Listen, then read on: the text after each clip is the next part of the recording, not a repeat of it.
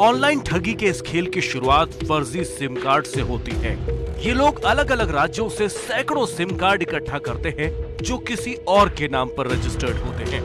उन SIM cards का इस्तेमाल करते हुए लोगों को इस तरह के मैसेज भेजे जाते हैं।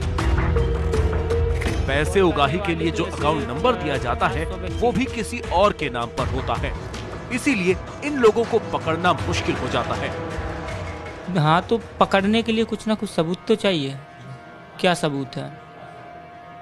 सबूत भी तो चाहिए पड़ता है। बिना सबूत के पुलिस या कोई भी नहीं पकड़ सकता है। जब सिम कार्ड फर्जी है, सब कुछ फर्जी है, तो कैसे पुलिस पकड़ लेगी? कुल मिला के जो लोगों का लालच है उसका आप लोग फायदा उठाते हैं। हाँ, एक व्यक्तियों की लालच है, उसका फायदा उठाते हैं। ऐसे मामलों की शिकायत जब पुलिस के पास जाती है तो सबसे बड़ी चुनौती होती है उस आदमी तक पहुंचना जिसने फर्जी फोन किया। इसीलिए पुलिस को कई बार एक केस सुलझाने में कई महीने लग जाते हैं। तब तक अपराधी और नए शिकार बना लेता है। साइबर क्राइम की जो सबसे बड़े दो चैलेंजेस हैं, साइबर क्राइम के दो सबसे बड़े चैलेंजेस होते हैं। एक होता है ज्यूरिसडिक्शनल इशू और एक सेकंड होता है उस क्रिमिनल की आइडेंटिटी को ट्रेस करना।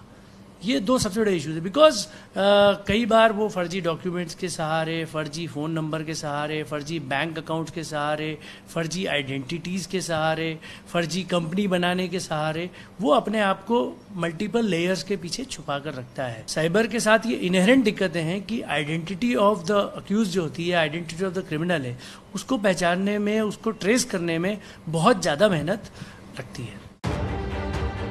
फर्जी फोन और मैसेज के जरिए लोगों को ठगने वाला ये गिरोह एमपी के निवाड़ी के अलावा टीकमगढ़ के गांवों से भी सक्रिय है। ई कॉमर्स और डिजिटल ट्रांजैक्शन बढ़ने के कारण इस तरह का फर्जीवाड़ा भी बढ़ता जा रहा है। भोपाल के राज्य साइबर पुलिस मुख्यालय में दिन भर में आने वाले फोन कॉल्स में से 2/3 से ज्यादा कॉल्स बैंक फ्रॉड या फिशिंग से जुड़े अपराधों से संबंधित होते हैं।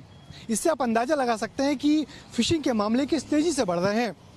पिछले पूरे साल भर में इस दफ्तर में 890 से ज़्यादा केस दर्ज किए गए थे और इस साल अगस्त तक 670 से ज़्यादा केस यहां पर फिशिंग से जुड़े दर्ज हो चुके हैं। यानी कि साल भर में इन केसेस में 10% से ज़्यादा की बढ़ोतरी हुई है। ऑनलाइन लूट के इस धंधे के खिलाफ आप 8422840000 पर घंटी बजाइए। अब आपको माइक्रो ब्लॉगिंग साइट कू के जरिए भी घंटी बजाओ से आप जुड़ सकते हैं। इसके लिए कू ऐप के नीचे लिखी आईडी पर आपको घंटी बजाओ को फॉलो करना होगा। @घंटी बजाओ एबीपी न्यूज पर आप हमें कोई भी जानकारी, अपनी राय भेज सकते हैं। फिलहाल छोटा सा ब्रेक, फौरन लौट रहे हैं। आप देखते रहिए घंटी बजाओ।